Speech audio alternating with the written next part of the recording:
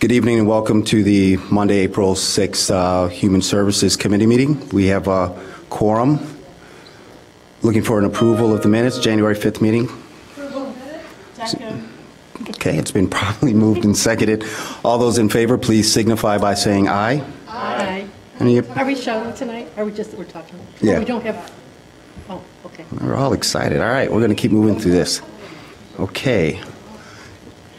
And if, for those of you, if you can be patient with me, we're going to take item HH2 first, police complaints, because of scheduling.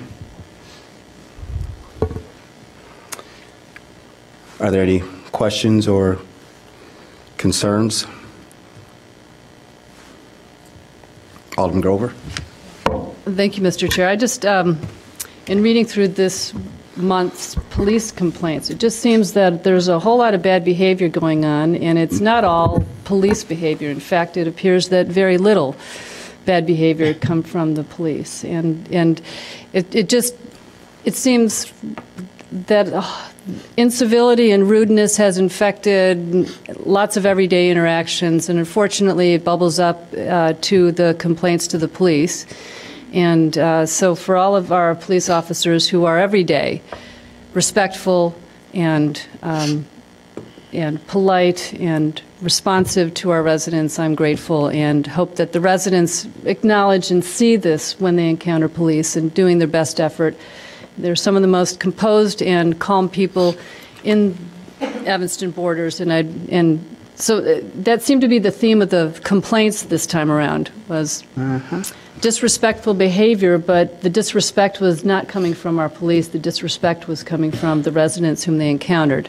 And I'm hoping that the police will continue to set a good example to everyone in how to be civil and respectful in interactions. Thank you so much for the compliment. Anytime, good evening, committee members. Anytime I come before you, I always have to bring up the fact that this packet also contains 14 letters of compliments to the police department, so they are doing a good job. And you're absolutely right. There are letters, a lot of instances of misbehavior by the complainant. As a matter of fact, some of these complainants in this particular packet are repeat complainants. That seems to be the trend now, that when you encounter the police, you complain. And our officers and our office maintain professional at all times when we're dealing with this, even if it's redundant and we see the same ones over and over, as is the case with this particular packet. So I thank you for that acknowledgement. Okay. Commander, I do have a quick question. I'm trying to... I apologize. My computer's blocking. Alderman Holmes? I just wanted to know, Commander Davis, are the people who made the complaints, were they notified that their complaint would be on the docket for tonight? What they're notified at the time that they make their complaint that it will be reviewed at this particular committee, and it's suggested to them that they review the city website to know when, because even we don't know how far their complaint will actually reach the committee.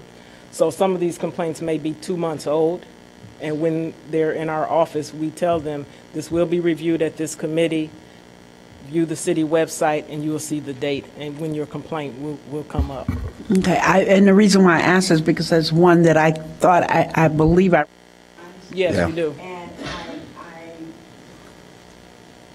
I know which one you're referring to. And yes. If I didn't even think about it until last night. I didn't think today to give them a call just to say it's on for tonight, because I'm sure you will hear once they know that it's been presented to the committee. I reached out. Oh, okay, great. Well, as long as you reach out, then that's fine. Thank you very much. They are aware that it was going to be heard. Thank you. Not a problem. Okay. Hold on, one quick question. So there were two things that caught my eye, and I apologize. I read it from my iPad, and I'm now checking on my laptop. It was a young lady that complained about the two officers. Looks like she was a repeat. Yes. And part of her complaint was that the two officers didn't wait for a female officer before frisking her. Can you give us a little bit of background? You are DI, which one? I'm checking right now. Anyone else recall while I'm looking for it? I remember, I don't remember the number, though. Okay. I will say this, the one that's the complete, we actually run into that complaint quite often. In fact, we just ran into that complaint last week in the incident. Can you please speak into the mic? I'm sorry, we actually ran into that complaint again last week. So you're right, that is a repeat complaint. And the instance where she's saying that she was frisked by a male officer, that simply did not happen, does not happen. We have strict guidelines on how we perform our searches, and it simply did not happen. Okay. Are there any other questions, comments? All right, seeing none. Thank you. Thank you.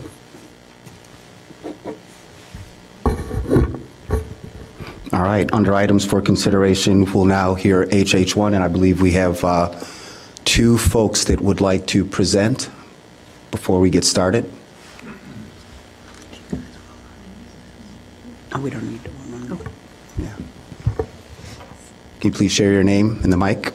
Yes. Thank you. My name is Jill Cabot, and I am the Vice Chair of the Board of Animal Control, and I will be speaking on behalf of the board this evening. Thanks.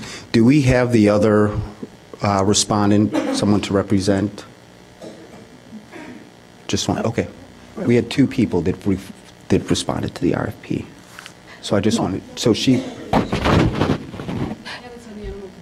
Board. oh, got it, but, two responses to our RFP. perfect.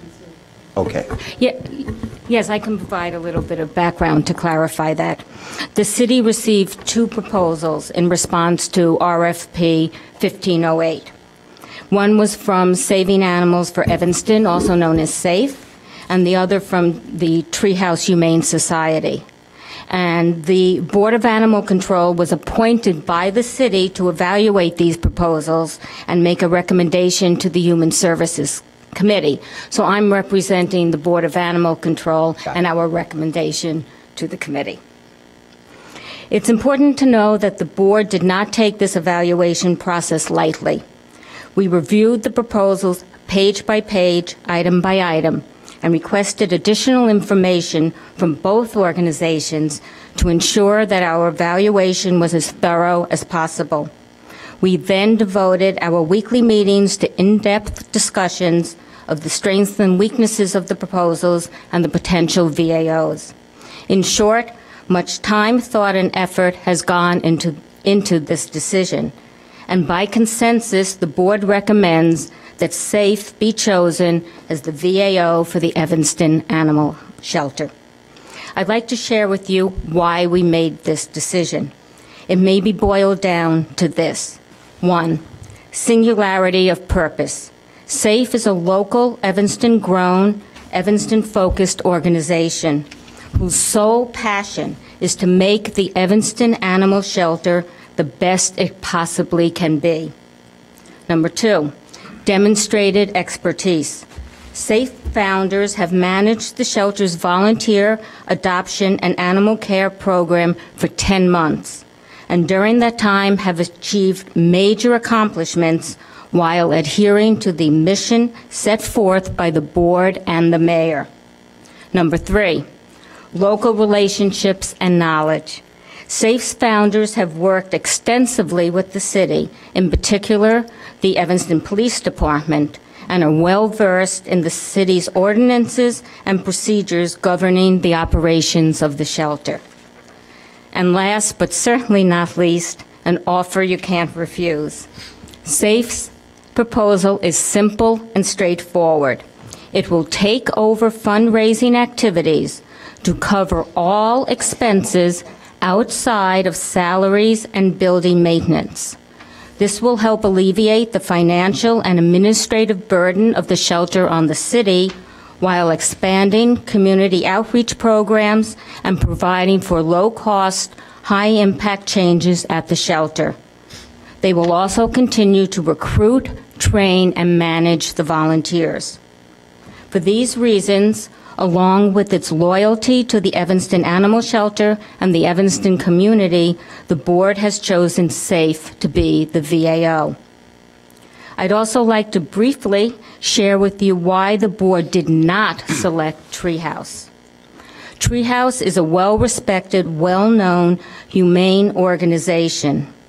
and I quote from its website, specializing in the rescue and rehabilitation of stray cats. Of course, we all know that the Evanston Animal Shelter is an open-access shelter for both cats and dogs. Treehouse has no sheltering and rehoming experience with dogs and has provided no details on how or when it will build canine care into its model. This leaves a huge gap at the Evanston Animal Shelter. Treehouse will not offer on-site management and has provided no details on how the shelter would be staffed and managed on a daily basis.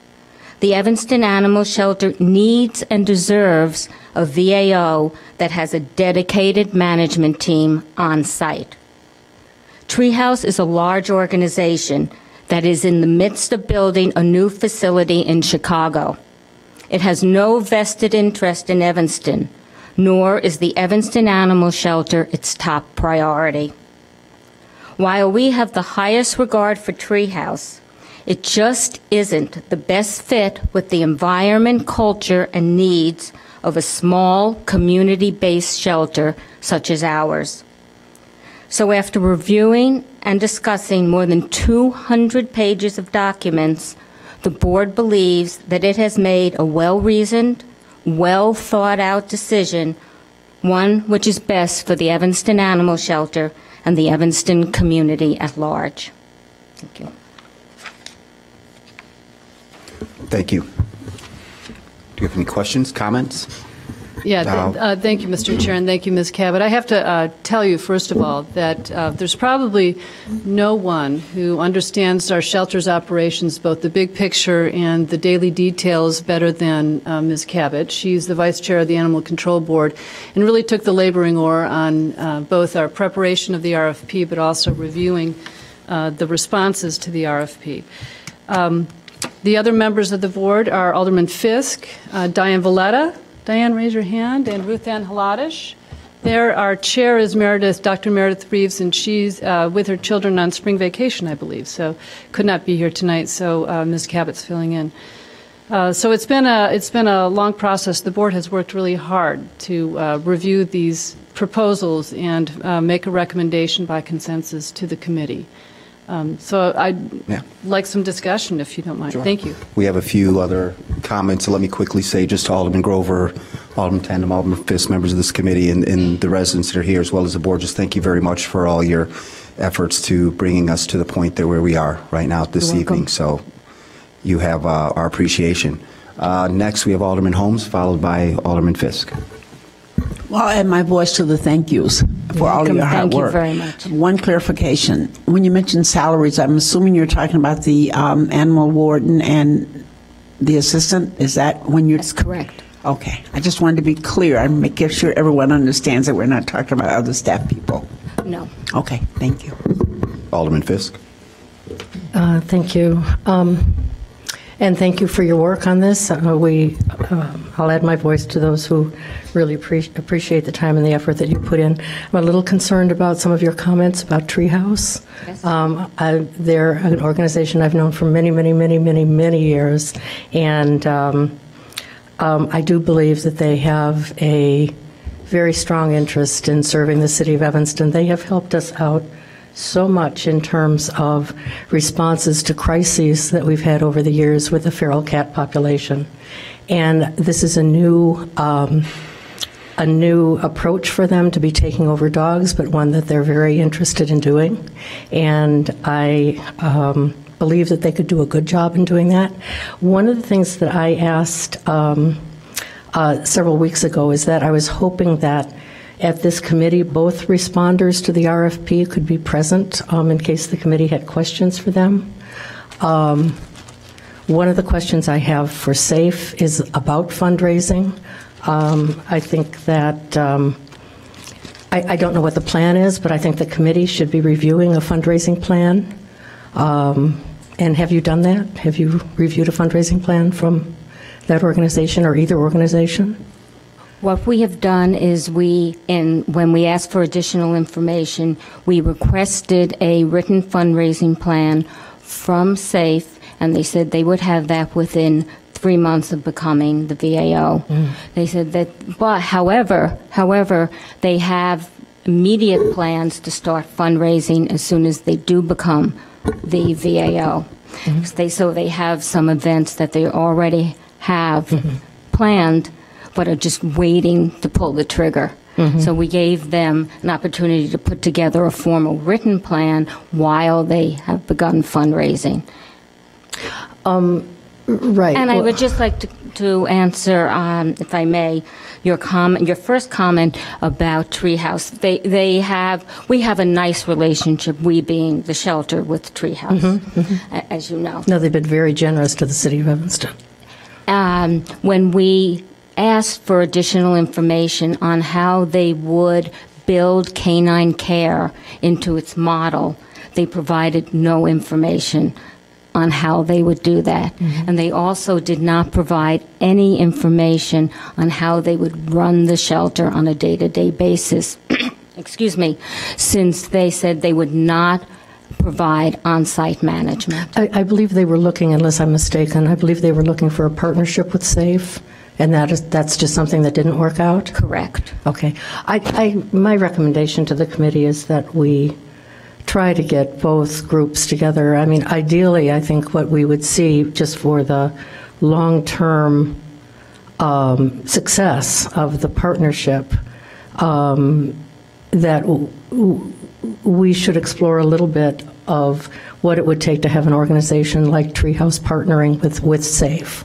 I think that would be a win-win for the community, but it's hard to investigate that without all parties being here. Okay, we still have two more comments, one from Alderman Tandem and Alderman Grover, so if we can put that on the parking lot, and we'll come back to that, Alderman Fisk. Alderman Tandem, Alderman Grover, followed by Alderman Grover. Thank you. I, too, have sincere thanks to both the SAFE organization and our Animal Control Board. I know you've met so many times to get through this lengthy process and do your homework well, and I'm thankful that you did.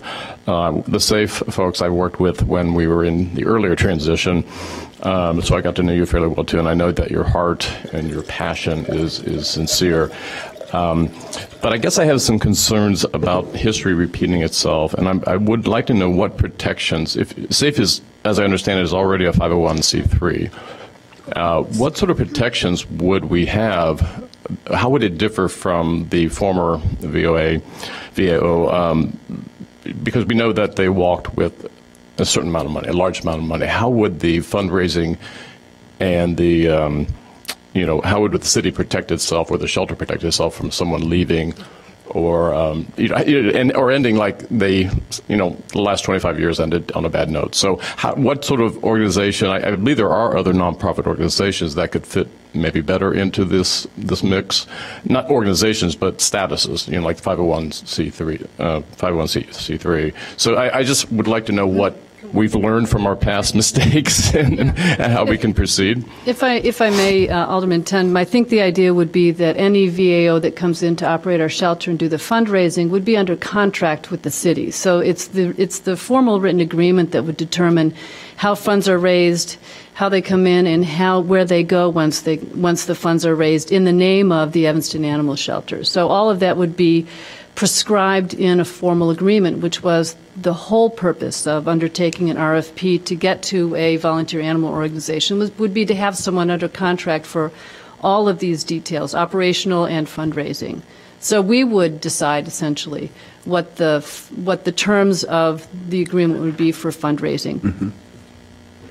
And are the folks from SAFE agreeable to that you would not necessarily have control of your own funds that you raised? That's what we've wanted from the beginning. We, as Jill said, we're singularly focused on the Evanston Animal Shelter. We had discussed even renaming SAFE or doing business as the Evanston Animal Shelter Fund or something like that to signify our commitment to the Evanston Animal Shelter. So we're definitely amenable to contractual or other obligations that assign our money specifically to the shelter. The other thing, oh, there's a ladybug on the microphone. The other thing is, in the past, you had to belong to the previous VAO to volunteer at the shelter. In the model that we're proposing, all of these people that are with us here today are volunteers for the city, for the shelter. If they want to help fundraise as a part of SAFE, we want them to do that, but they're not about SAFE. They're all about the Evanston Animal Shelter. It's a very different model than in the past. And just to Judy's point about being concerned about us being able to raise enough money, the former VAO raised nearly $2 million. I think for us to raise the amount of money that is needed to operate the shelter is just, we're ready to do that. All we need is somebody to say yes. We were among the top fundraisers for CARE. We were among the top fundraisers for CARE as well. So we have experience, and we've talked to people. We have experience in marketing and fundraising, and we've talked to potential board members to add to the SAFE board to magnify that experience. Okay. Thank you for your responses. Actually, I was going to make a recommendation because I do agree with Alderman Fisk somewhat that it would be nice to hear from some of these other groups that were interested in helping or working with us. What kind of partnership that would be with SAFE or with the city, I think could be certainly explored. I don't know that, I know that submitting something in writing is not quite like sitting down and seeing if you could have some ways you can agree to work together. And I think having a third party could sort of rest some of my fears about one group over time, over maybe 20 years, evolving into a group that is not is not really as the group was originally intended. So I would like to actually move to put this on hold. Okay, before we have some action, we still have from Alderman Holmes, and if you can just hold on one quick second. Alderman Holmes. Well, I just wanted to respond to that because I think that it's about the process. And, I think the information went out to all of the groups. We kept getting updates, and I believe the board reached out. So if you didn't get a response, then I don't know how you're going to get them to come and just sit down and have an informal conversation about this. I think that should have been handled at the board level before they came back with a recommendation. I mean, it's my opinion. I think that they've done their job, and now it's in our court. So, if we want to do something else with it, that's fine. I'm not saying that, but I don't think that you can have once you give them the board a job to do and they've done it, I don't know how we can just bring somebody else in. I just don't get that. And I know where this is going. So just for those that are out there paying attention, we have two committee members that are getting ready to hold this. So if there are two, Ms. Mason Cup, that's enough to hold it, right? In our committee. Mm-hmm. I just want to make sure as a matter of procedure first. Good evening, Deputy City Attorney Michelle Mason Cup. Did you vote on the motion? We didn't vote yet, but it looks like that's where it's going. So before we vote, I just want to give a little direction. So my question is, thank you, Jill, for coming back up. Just out of respect for Alderman Tandem, Alderman Fisk, if there are any specific concerns, can we just sort of get them out now, which would give Ms. Cabot an opportunity to make sure that both groups hear the same thing so that we're not starting from scratch if we vote. But if the request is to table it, you need a majority vote. Mm-hmm. What to hold? It sounds like you're asking. It's two different things. No, they're two different things. They're moving to hold. You need a majority vote to hold. My question is, in order to hold, I think we just need two aldermen. Yes. Okay. And what's the difference between holding and tabling? Sorry. We're going down that slippery slope, and here's our city manager. Good evening, everyone. The Evanston City Council has rules of procedure, and within the rules of procedure, there is an opportunity to hold, and that rule generally applies to the council's 4 standing committees, which this is one. So that supersedes Robert's Rules of Order, in that this is our adopted rules of the Evanston City Council. So it usually takes 2 members to hold, and then it's held to the next regular meeting. Thank you very much, sir. And so again, to Alderman Fisk and Alderman Tandem, before you hold, I think if there are any specific concerns that you have, rather than start it now and then we'll have to complete it next week, My request is if you have any specific concerns to share them with Ms. Cabot so she can disseminate those concerns to the group, because we have both proposals. So I agree with Alderman Holmes. Very lengthy proposals, and I'm assuming that your concerns are somewhat specific. So if there's anything that you would like to get out now, maybe you can share them, and if not, then we'll Right. have to I come have a back next question week. for the city manager. Is this, now that this is at Human Services, is the board's work on this done? Or, That is up to this committee. I think, as Alderman Holmes has said, that there was a request made by the City Council that the board go through this process and report back to you. So you've now received that report. Right. Right. I would think it's appropriate if you'd like to keep this here. I mean, certainly staff, as we do with other issues, can provide additional information if you'd like. If you'd like the board to have it, that's your prerogative. But generally, when a board or commission of 40 of them, when one of them is asked to report back to a council standing committee, that usually then comes back to the committee and it stays within the committee until a recommendation is made to the full city council. with the standing committee, you mean? From the standing committee. Right. That's correct. Okay. Alderman Holmes? Well, that's where I was headed, Alderman Fisk. I think that because they've done all this hard work, is that we accept their report. We want to hold it in committee. If you want additional information, we'll get that from the staff. Right. Well, that was my understanding, was that Alderman Tendam's motion was to hold it in committee. And I'm seconding that. Well, yeah, but there's a piece before that. We want to accept the report from the committee, from the board, because to relieve them of their duties. I mean, Okay. they've done that. We can accept the report as long as the motion is to accept the report. Right, and then hold it in committee. Then their work So on any other this is unanswered done. questions that you have, we could try to get answered. Is that correct, Mr. City Manager? It would take a motion of the committee. So I've heard a couple different things here. I think that a motion to receive the report and thank the board for its service with this particular, the board continues, of course, and they have other responsibilities. Right. But that would be a motion, and then I think there's also then the motion to hold. As your staff, it would be appreciative to get some additional direction, because if you're holding it, what do you expect the looking next for? steps Right. to be from Right. the Human Services Committee? Right. Okay, so can we then, Mark, can we put your motion second to hold? Yes, And I can. then we'll you can do. put the motion on hold. We'll do a motion to accept the report, to thank the committee and accept the report. Okay. Before, hold it. I'm sorry. I still have one more light before you vote. Yes, that's. I'm accepting the report.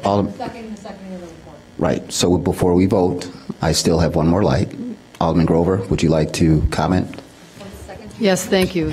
This is where I was hoping that it would go, that we would simply hold this in committee and then give the assignment to our staff to figure out some of the questions that we've raised here tonight, such as specifics to a fundraising plan, a canine care plan, those details. What kind of things could we include in an agreement with the VAO? That wasn't necessarily part of our RFP, but it would be important to the committee. So those kind of concerns, Mr. Bobkowitz, would be the ones that we would then move to our administrative staff to explore and sort, and perhaps with one, if not both, of the responders to the. Can I? Sure. Hold one moment. We still have a couple of comments. Alderman Tendam, followed by Alderman Fisk, and then we'll come back. I think part of my reason for wanting to hold is that I did hear from other organizations. I know that Anti-Cruelty did not submit a proposal, but they did send a letter saying that they would like to partner us in any way possible. That would work for both of us. And so I think I'm just trying to be inclusive and in seeing if there are other organizations without, somewhat outside our boundaries that could help us be kind of the leader here on the North Shore. Some of the things that they did mention in their letter to the board were very intriguing, I thought, as far as staffing and as far as fundraising. So I guess, I'm not trying to diminish or to reject anything that the board or SAFE has put forward. I'm just wanting to see if there's even more that we can put into this structure and the organization of the shelter. Okay, thank you. Alderman Fisk, and just a reminder, we still have a motion on the floor, and then. Right. I think to everyone that's here tonight, Alderman Tindem and I, probably more than any members of the City Council, have run with a banner for you. I mean, we really have been there for you all the way along. I think we identified what the problems were. We supported you in every possible way. We thank you for your service at the shelter. We want you to continue. But I think I agree with Alderman Tindem. When we sit up here as members of the City Council, things kind of change. We are, while we're still animal lovers, we are also wearing the hats, our fiscal responsibility hats for the city of Evanston. And the fundraising is a huge part of this. So when we have an organization or other organizations out there that would be willing to partner with us, and I think we need to explore that a little bit. And that's, I think it's important for the committee to, understand that. Again, I'm not familiar with how many volunteers or fundraisers Anti-Cruelty has in Evanston. I believe Treehouse has 1,000 donors that live within the city of Evanston. They're not here tonight. There would be questions that I would like to ask of them, and I think that informs the committee for the success of the shelter going down the road. I trust all of you, and I trust all of the hard work and the dedication, everything that you've shown, but I haven't seen any fundraising over the past year, and I'm concerned. We haven't had the authority to fundraise. We've been Okay, hold it. You know what? Yeah. So this is the discussion we're having with the city, so if it's all right, so we I can don't- inform the city manager and staff of where we want to go from here. And I want to hear what your response is. I really do, but I also want to hear what the other responses are, because I think that fills out the complete picture of where we're going to go with the shelter. Because once the decision is made, the decision is made. And in fairness to all the taxpayers in Evanston, we need to make sure we're making the right decision and the fiscally sound decision for the animal shelter. Whatever the decision is made, I mean, everybody wants SAFE to be at the shelter. There's no question about that. But we just need to ask these questions, I think. Okay. Before you respond, we still have 2 more lights back here. And just as a reminder to the committee, so there's a motion on the table. It's also been seconded. So we're now, and the motion again is to accept the report, and it is for action. And then we'll deal with the matter of the hold. So if you're speaking to the motion, please go ahead. And then after that, we'll hear public comments, and then we'll deal with the hold. Everyone agree? Mm-hmm. Thank you. Alderman Holmes? I just want to be really, really clear, because I think sometimes I always encourage people to come to the committees, because this is the only time we get a chance to talk. People may think that we talk otherwise, but we don't. Yeah. But I think that we have to be also very clear with people, and we can't change in the middle of the stream. So we didn't ask them to do fundraising, and so therefore we can't bring. I don't, Judy. Alderman Fisk, that to make that point now is just not a good way to go, because then it seems like they didn't do fundraising when that was not a part of the charge. And so I think we have to be real clear in terms of what it is that we were asking for them to do. And if we can keep all of that clear, these are the kinds of things that once we accept and vote on the report, those are the kinds of things that then we go back to our staff and ask those kinds of things that we'd like to have. And if you want to have them from other people, that's fine. I'm not saying that, but that was not a part of this charge, if I remember correctly. And I understand, and thank you, Alderman Holmes. I'm sorry, Alderman Fisk. We have Alderman Grover who's next to speak. I agree, Alderman Holmes, that I think the extent of the fundraising that's been able to happen in about the last year has amounted to the donation boxes, and that's it. And that's all the fundraising that we've been able to do in the name of the Evanston Animal Shelter was through the donation boxes. We had thoughts of doing a 501c3 separate foundation, backed away from that, and to see what happens with the VAO as taking over the fundraising arm. So it's laid low for the last almost year, I think, since May, and we've been just collecting dollars and cents since then. And we've been the ones, by the way, who are collecting the donation boxes. And the volunteers have played a big role in collecting the money and keeping it for the shelter. So I think that's all we've been able to do. Thank you, Alderman Grover. Do you want to say something before we vote, Alderman Fisk? No, I think we can go ahead and vote. Okay. So, yeah, do I get to?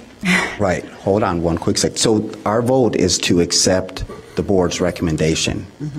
Okay. So you read through It's that. to- So we're just No, to accepting. Accept the board's report. Report. And then after that, we'll deal with the hold, and then we'll, is that all right? Thank you. No, thank you. All right, so it's been, Alderman Tandem, I think you made the motion. Do you mind repeating it just for clarity? Alderman Fisk made the Alderman this Fisk, motion. seconded by Alderman Tandem, and then Yes. we'll vote. And then My motion is to, same thing. it's the same thing. It's to accept the report from the Animal Control Board. Thank you. And seconded. All those in favor, please signify by saying aye. Aye. Any opposed?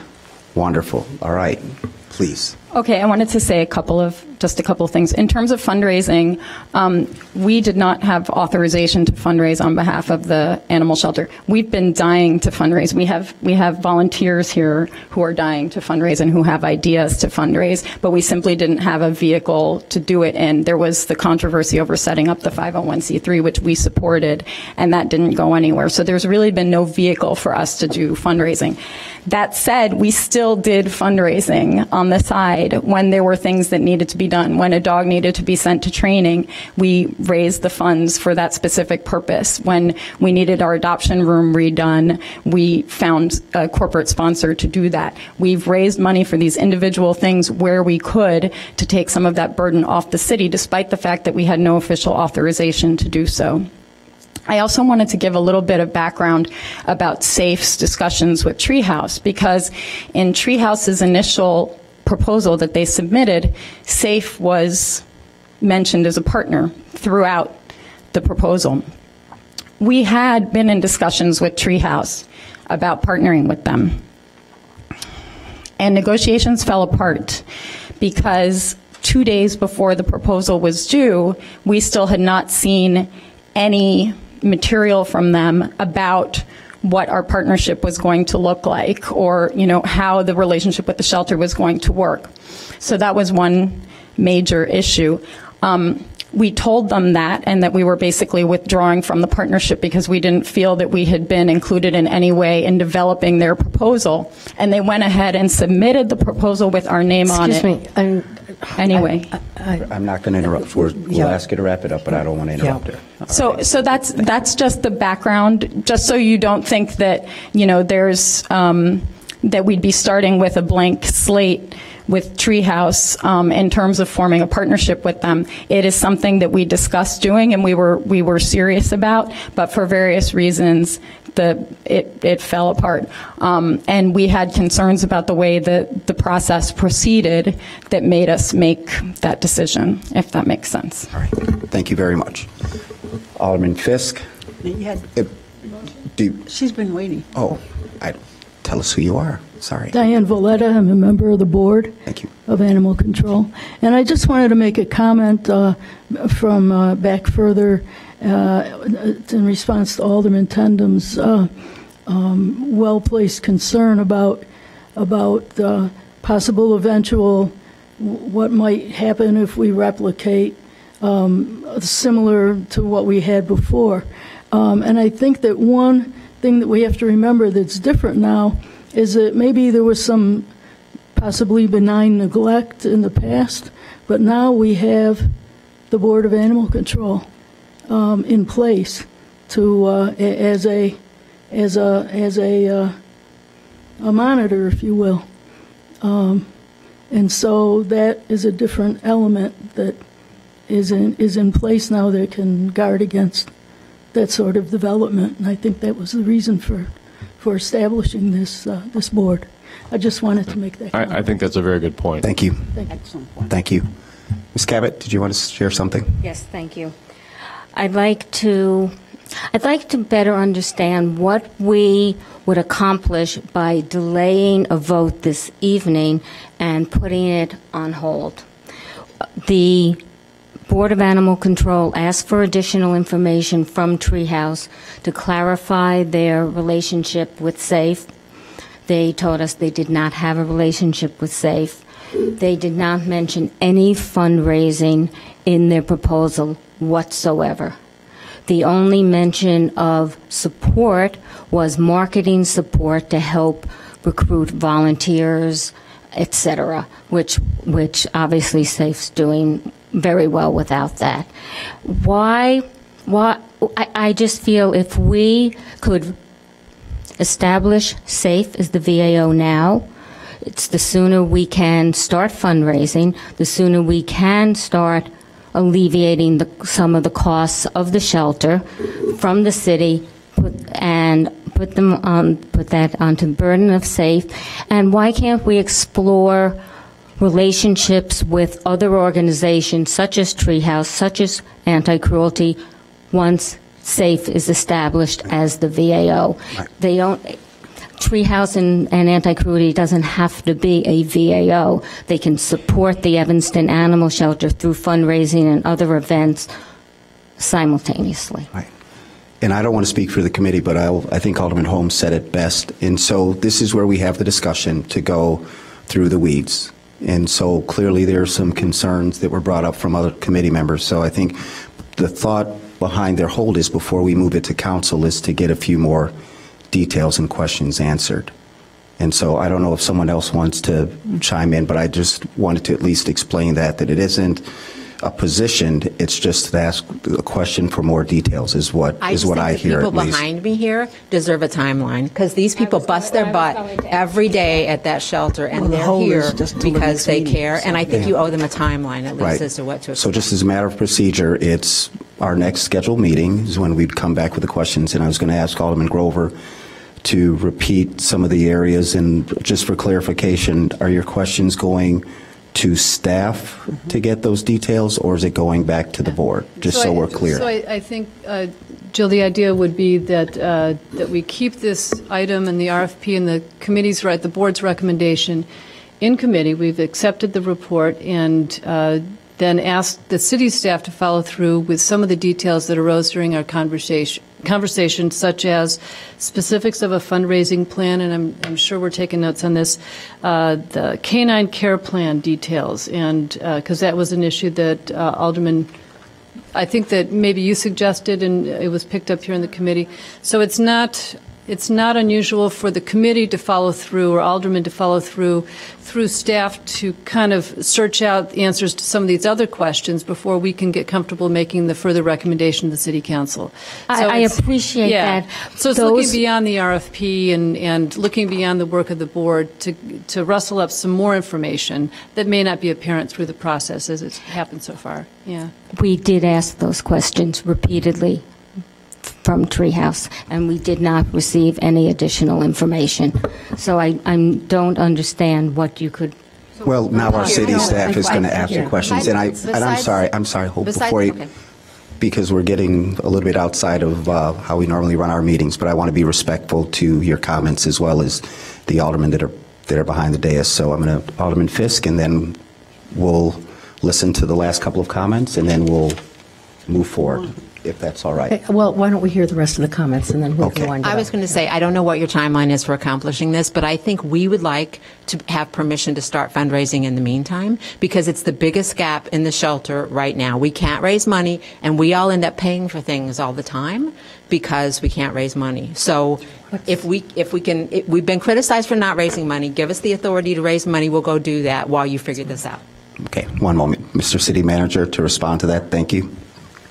Mr. Chair, members of the committee, my estimation is we would come back in a month. Yeah. And I would think that that's the timeline, and we'll gather up any additional information you'd like. We'll make a presentation for you at your, May meeting, and we'll go forward from there. Okay. To the issue of fundraising, there was a direct question. So do they have permission to fundraise to offset the expenses over the next 30 days? It would be my recommendation that we would just hold everything for a month and then come back. Right. Because there's nobody to fundraise. Oh, I'm crystal clear. I just answered the question. Any expense that is incurred by the shelter is an expense of the city of Evanston. Yeah. Okay. All right. Can we expect resolution next month, or it just seems like there was the RFP process and then anti-cruelty, we tried very hard to adhere to the letter of the RFP process, and it was a very specific process. And then when we were asked for more information, we submitted more information. We've come here. This was a matter of public notice. It's not like Treehouse didn't know that this was happening.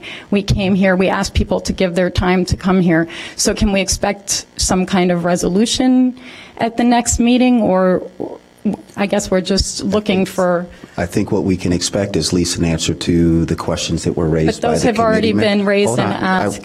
I'm going to do my best to answer your question. So the next committee meeting will be in 30 days. And then from there, it will be approximately 2 weeks before, if all the questions and concerns and issues are addressed, it will then move to council for a vote. And then my assumption would be it will be in a format where the city manager has the authority to finalize the negotiations. Did I miss anything? So this is now all outside of the formal RFP process? Nope. This is standard ops. Okay. And just to the fundraising issue as well, because I understand that there are concerns of fundraising. I believe the last budget, the last report about the shelter's budget was that it had cost something like $17,000. So from the time that CARE left, if I'm remembering correctly. So it's not like we're talking about millions of dollars a year here. We're talking about relatively manageable sums of money. CARE put a tremendous amount of money into printing and press and things like that we haven't found that we've needed. We've had no marketing budget, and yet we've doubled our adoption rate. So it's not like we need a lot of money to get this going and to improve things and make the shelter as good as it can be. We just need some. But what we do need is the focus and the purpose and some kind of resolution to this issue. We understand. Thank you. Thank you. All right. Are there any other comments? Alderman Burris, followed by Tandem, followed by Fisk. And I just want to remind you all that we still have some items to go through. Yeah, absolutely correct. And I'll just say so if there's a budget that need to do some of these marketing, do these smaller amounts, it would be helpful if the city was willing to say, this is how much we can give you to do this work. To put out an outline budget. Has that been done yet? How is this working? It just seems like they're asking for a minimal amount of money to do things. So how is this working back and forth? Well, I think the major expense has been, as you have indicated, by individual animal, there have been some particular needs that some volunteers have just stepped forward and either provided the money themselves or gathered up money, which is very much appreciated. But with that said, it's still an obligation of the city, and for 30 days more, I think if there are issues and if there are costs that the city needs to bear because we are the operator of the animal shelter, we will do that. That was my point, is that it doesn't make sense for people to be pulling money out of their pocket. So what are the other things, so it's not a piecemeal approach of, okay, over the next 30 days, this amount, and I don't have an amount in mind, it's just we will reimburse up to X amount for these various things that they're coming out of pocket. That just doesn't make sense that you're pulling money out of your pocket. You need the marketing materials, obviously within reason. Well, I don't, and Alderman Burris, and please correct me if I'm wrong, I don't think it's the marketing materials so much as that there are animals in need, and these good people see that need and then fund that instead of the city of Evanston funding it, which we are always prepared because of this obligation to fund that. Right, exactly. And all I'm saying is, let's make this more of a formalized, what does reimbursement look like? How much, to what threshold over the next, so there's not, again, this piecemeal, $200 here, $400, that becomes real money after a while. All I'm saying is just over the next 30 days, it seems that there'd be some sort of mechanism so they're not pulling money out of their pocket. That's all I'm asking. Thank you, Alderman Holmes. Well, I was simply going to say to all of you, and I'm sure you can count, there are 6 of us up here on this committee. There are 9 of us on the council. So the better we can get the 6 of us together before we go to council, the better it is for you.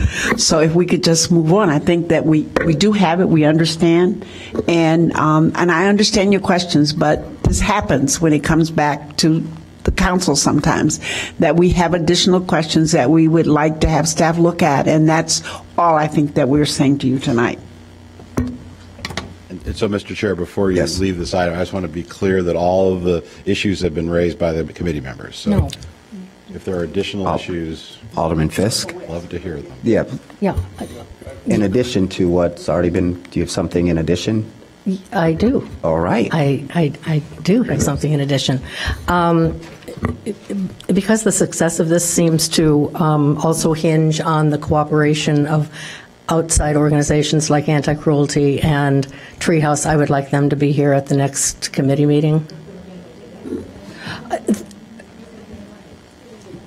Yeah, they didn't get an invitation to be here tonight. I don't think, did anyone reach out to them and tell them to come tonight? No one did.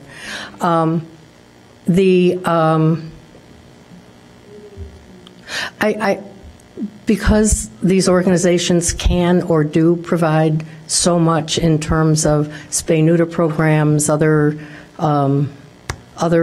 types of medical help, and do offset some of the costs of the city of Evanston, I think it's important that we hear from them directly that they're willing to continue to do that.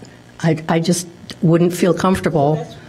So that's one of the things you want for the next meeting? That's one of the things I want staff to do. Can we get the rest of them so that the staff will know what it is that we'd like for them to do, so we can move it the next time? Yes. And I can see everyone's faces starting to change.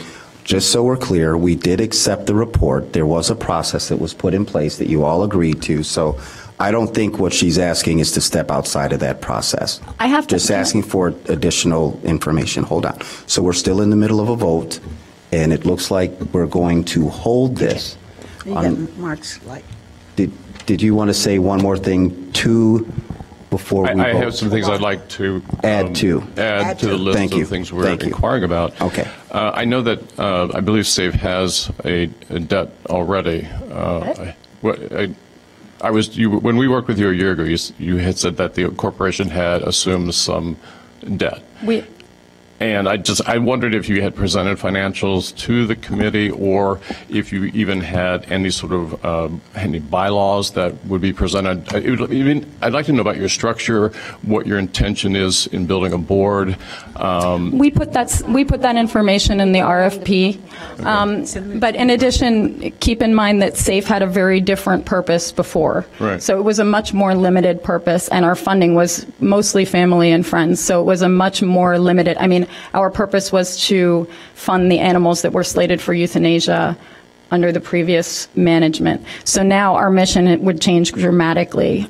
We've talked to potential board members already about expanding our board, and we have all of that in motion. But if we're not going to be awarded this, if we're not going to have this contract, it doesn't make a lot of sense for us to form an entirely different organization, if that makes sense. Because we are so singular in our purpose, we will grow with the Evanston Animal Shelter, not before.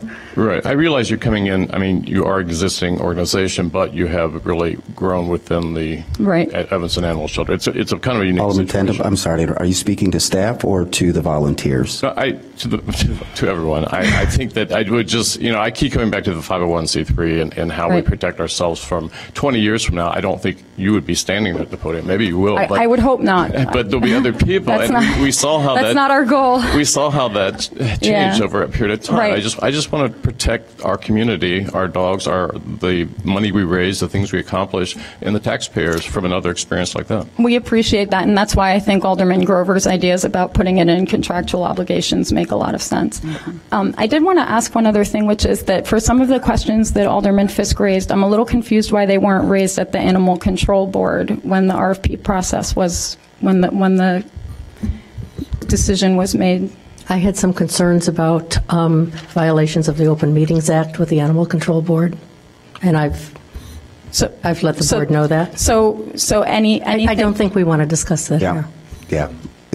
We'll have a chance. Well, no, we just want to know what to be able to expect in the future. We've been following the Animal Control Board. We've been to some meetings, and we've gotten minutes from the meetings. And so we thought we were following the process. And that's why we're saying tonight, we're getting everything down. You're hearing it publicly. So there won't be more things that go on in the Animal Control Board meeting that we then aren't privy to, that we can't respond to. Okay. Yep. Thank you. Thank you very much. I think we're okay. Thank you, City Manager. All right, so it's been properly moved and seconded. We've heard all the concerns. I'm just going to look for a nod from our City Manager that he and staff has all of our notes, and then we will pick this up next month. Is there... I'm seconding Alderman Tandem's motion to hold. Okay, it's been moved and seconded, and we don't need to vote on that. We'll come back in a month from now. Thank you. And thank you all the volunteers that were here, as well as the board. Again, we appreciate all of your energy and efforts. We now have item HH3, approval of resolution 35-R-15. Do you want me to read it? It's for action. Staff recommends the City Council's approval for resolution 35-R-15, authorizing the City Manager to enter into 4-year new agreements for the artist leases for the spaces at the Noyes Cultural Arts Center. Is there a second? Second. Yeah. Whatever. I'll do either one. All right. It's been moved and seconded. All those in favor, please signify by saying aye. Aye. Any opposed? All right. Motion passes. Item 4, items for discussion. The first one is HH4, process for naming public places and honorary street name sign program. Are there any comments? Is there or presentation from staff? I guess here comes Joe. No. Okay. Here comes Joe. All right. There's no presentation. Are there any comments or questions? Well, I was interested in... Alderman Holmes? I didn't put this on the agenda, but I was interested in the... I'm trying to pull it up. I'm sorry. The whole bench thing, which was new to me. Okay. I didn't realize... I'm sorry. I didn't realize that. Is that part of the... Well, what it was page part. are you on? It's a part of the... You're at H4. What page? What page is it on? What? Where did I see it? Mr. McCray, are you familiar with Alderman Holmes is referencing, or do we need to keep looking? Here, there's historical markers. Bless you. Okay, page 341? No? No, we're on 391. No. Oh, 391? Okay, sorry.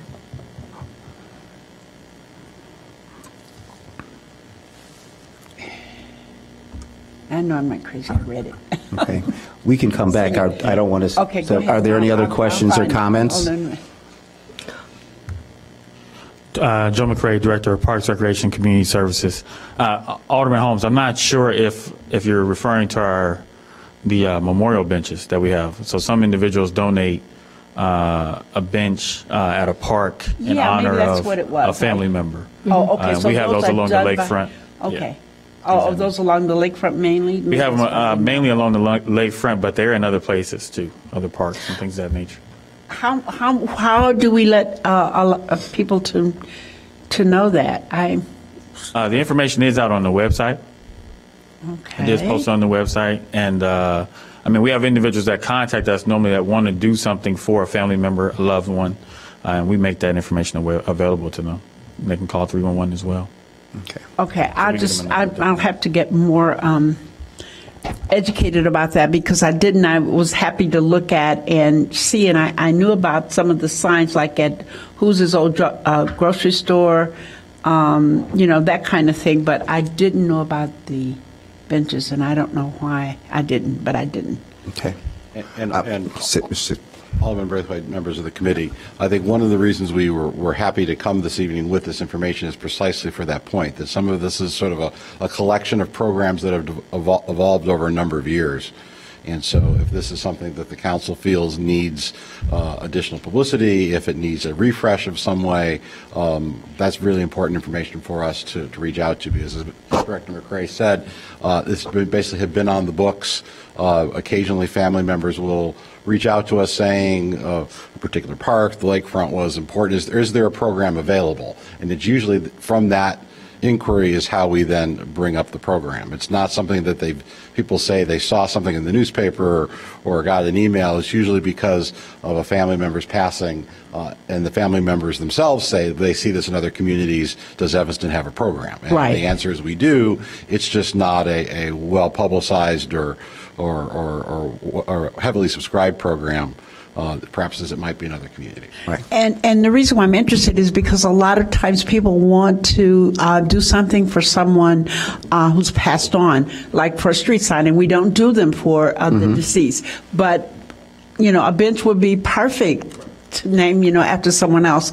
And I just wasn't aware, so that's why I'm interested in it. Absolutely, and we can do a better job of advertising that, as the city manager said. We do, just so you know, when we get contacted about those types of things, we do make that option available to them. So when individuals contact us and they may ask for a street sign, and we have to tell them the rules for that, we routinely make them aware of the fact that we have a bench program, trees that can be donated in someone's honor as well. So I even knew about the trees. I did know about the trees. I did know about that. I'm just a bit. And while you're there, and then we'll go to Alderman Fisk, I think part of what the recommended action is, and this is coming from Alderman Fisk, so I know she's going to say something in a moment, is that now that it comes to human services, is that my understanding? Or when you say refer to human services, we're not doing anything with the committee?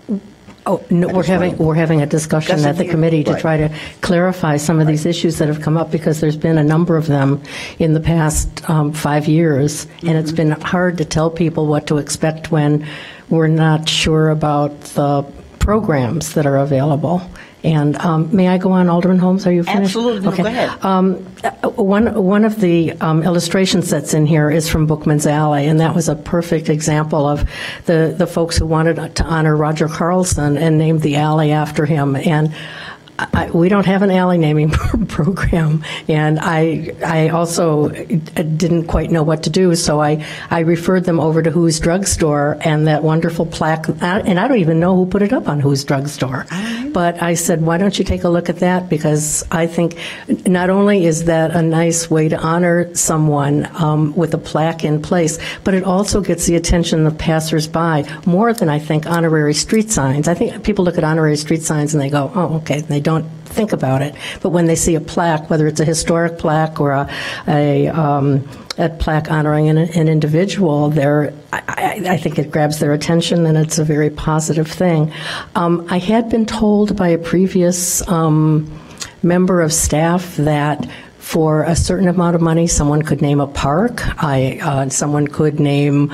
There were all sorts of options for naming things, but they also, required a lot of money, and most people don't have that. So I think again, it's worth reaching out to not only the community but also the discussion on the committee. I did have one resident from my ward contact me because he was planning ahead and said that when he died, he didn't want to have a tombstone, and he had told his children no tombstone, but he wanted to have a bench at Northwestern because he had been a longtime staff member at Northwestern, and their spots for benches on the Lakeville was full, and so he came to the city to ask, and I didn't have an answer for him, and I think staff was kind of struggling about, how to answer that question too. So I'm thrilled that we've got some sort of program for a permanent marker. yes, we do, and that gentleman, I think we're talking about the same. I think I know exactly what you're talking about. Who has a wonderful story, by the way.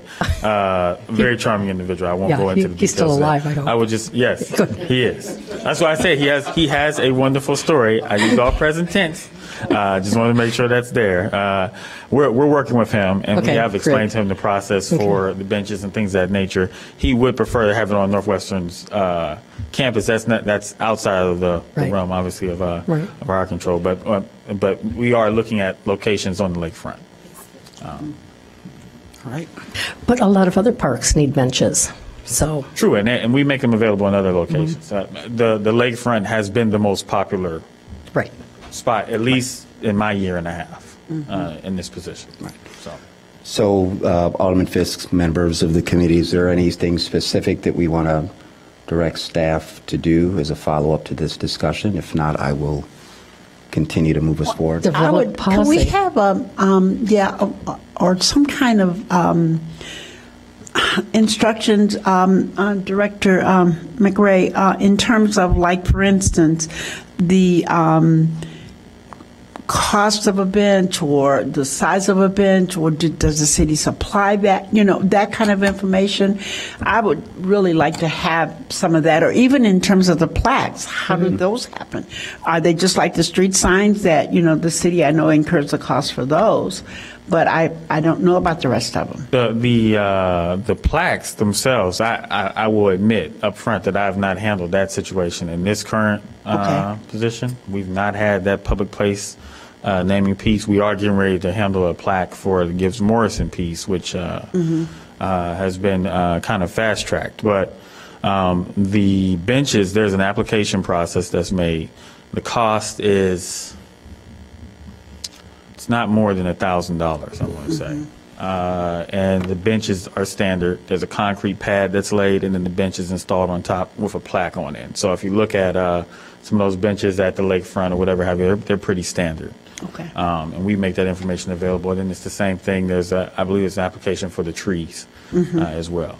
That information, those things are actually handled through Public Works, Paul DiAgostino. Oh, okay. Yeah. Great. All right, Alderman Grover. Thank you, Mr. Chair. Director McRae, my question is, given that it looks as if staff has to look in about 3 different places to figure out what the policy is, from 2 different resolutions, 1988, do you feel as if staff has enough clarity on what the policy is and what the standards are? Because there are 2 different sets of standards set forth in the 1988 resolution, signed by former Mayor Joan Barr, by the way, and then the other in the honorary street name, either resolution or criteria followed by the committee. Does staff have enough clarity on what the policy is and what the criteria are? We have a understanding of the policies and the resolutions in place. Could they be streamlined? I would say yes. Would you like to streamline them for us? I could work with the committee to make recommendations. Maybe streamline what the standards are and the criteria, and maybe we bring it all together in one place so that there is one place you look to determine whether something fits in. That works. Would that be helpful? Yes. Be great. Thank you. Okay. Seeing no other lights. This year. Sure. Just one more comment about that. I think part of this, when it was brought to Human Services, 3 years ago or so, it was because there was confusion between how you got an honorary street name and what the committee, that's the first time that I can remember the committee going back and actually looking at the creating document. And so there, for living individuals, the kind of the citizen award, the Good Citizen Award. So they're like for mailmen and barbers and people who have worked in their neighborhood and things like that. Not for corporations, not for. It's supposed to be sort of a homegrown thank you for those individuals. And that was interesting to me because we've got a bunch of street signs up that are for lots of different, things that, so apparently we hadn't been following our own policies. So I think it would be very helpful to have a policy that we can point to and we can say, this is how you qualify for an honorary street name. This is how you qualify for a plaque. This is what a bench costs. These are the locations that are available. So that's I think a definite plus. Okay. Thank you. Yep. All right.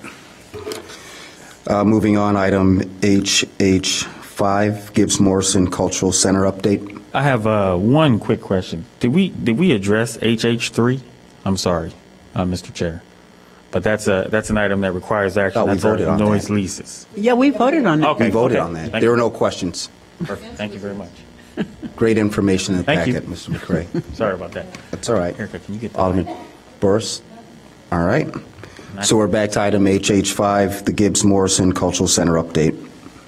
Thank you all. I will give you a quick 5-minute update for Gibbs Morrison, and I appreciate the opportunity to speak again.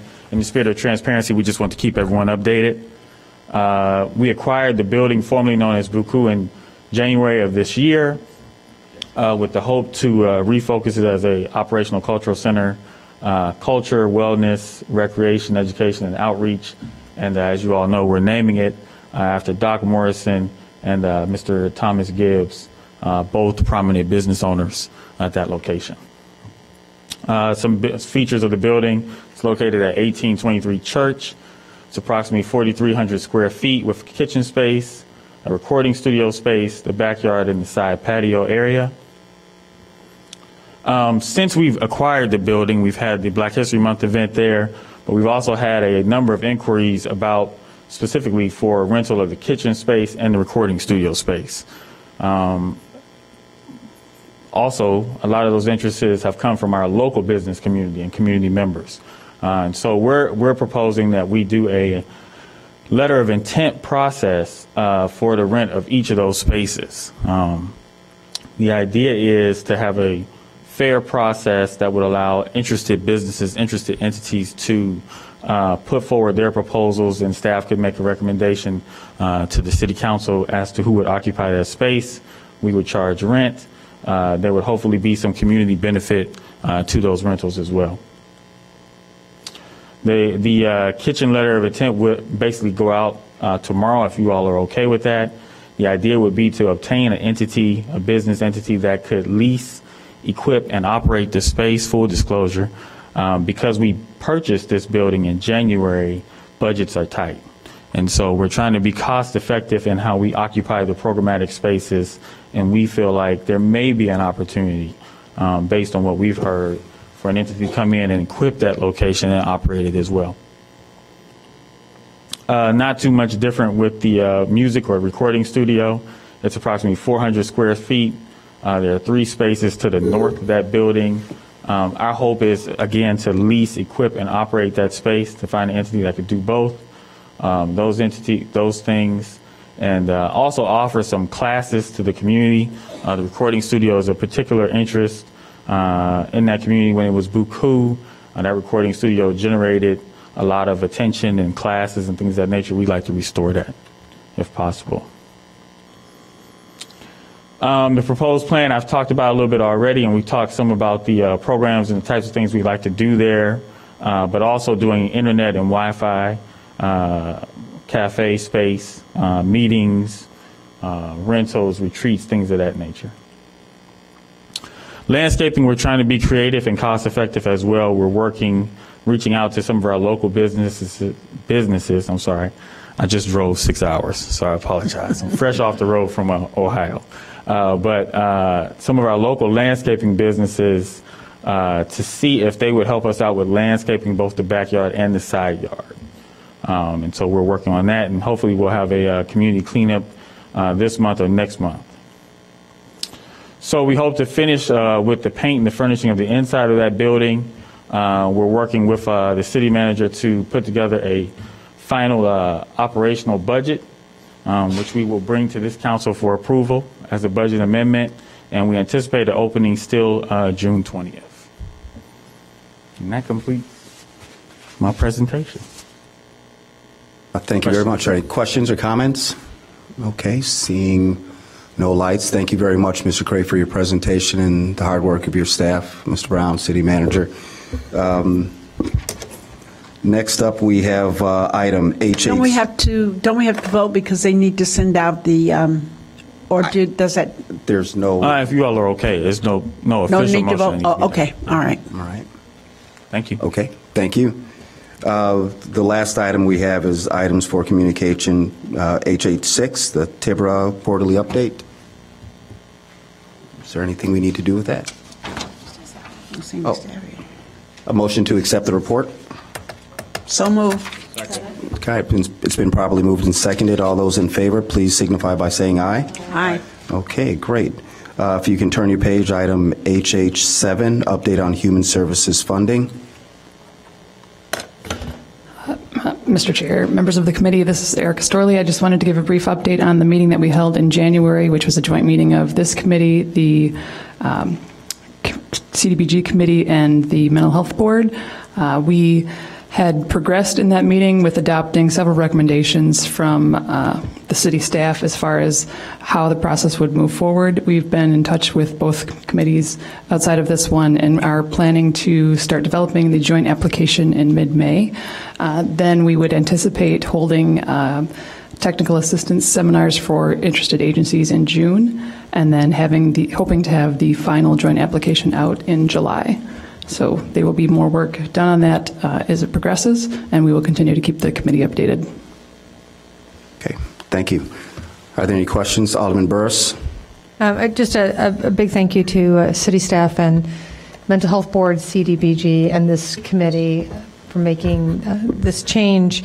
I know it'll be a real good thing for all of our agencies and our residents going forward. So thank you, Erica, for being at the forefront on this. Really appreciate it. And thank you also, Alderman Burris, for your leadership and passion to get this done. So we will make sure that we see it through. Thank you. You're welcome. All right. Our last item is HH8, General Assistance Report. Move to accept the report and place it on file. All right. It's been properly moved and seconded. All those in favor, please signify by saying aye. Aye. All right. Wonderful. Is there a motion to adjourn? Motion to adjourn. All right. It's been properly moved. All those in favor? Aye. Any opposed? Good night. Thank you very much.